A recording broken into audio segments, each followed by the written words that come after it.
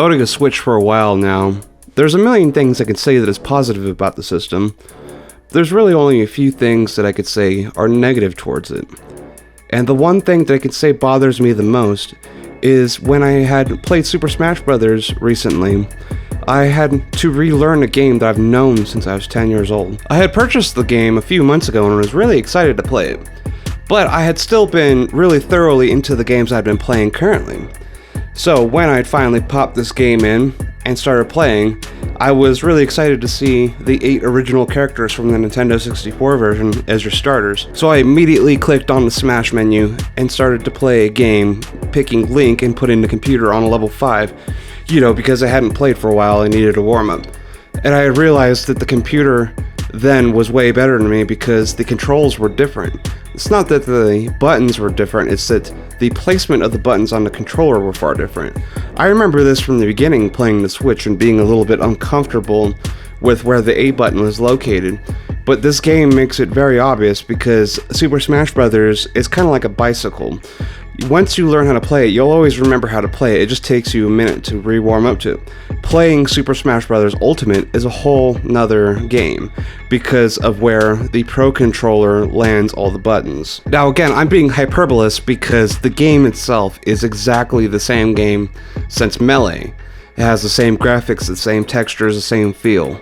But the thing that is so different about this is the controller to the GameCube compared to the controller to the Switch. The Switch Pro Controller, by all means, is probably the best controller I've ever played on, besides maybe the original Xbox Fat controller. The GameCube controller, and even the Nintendo 64 controller, place the A button on the resting position of your right thumb, whereas the Switch controller places the A button to the right of your resting position of your right thumb, which is a bit odd, but somehow it still does make sense that the B is down below it because it is still to the left of the A button.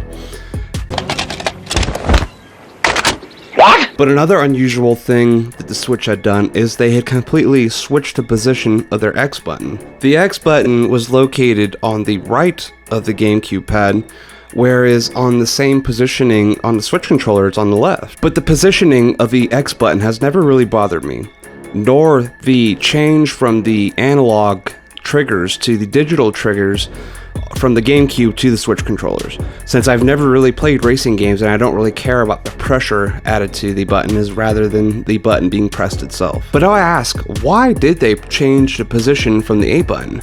Because in my opinion, that is probably the worst flaw that the Switch has, is that the A button is not positioned where your thumb rests. To me, it seems like such a silly and counterproductive thing to change. The way that I would have imagined the controller being laid out is the bottom would have been an A, the left B, the top a Y, and then the right an X, keeping the essential GameCube layout. But for all this said, if this is my biggest gripe towards the Nintendo Switch, then this comes to show why this system is my favorite console of this generation. Because as a gamer, I can learn and adapt new controls, especially if it's the price I must pay to play quality games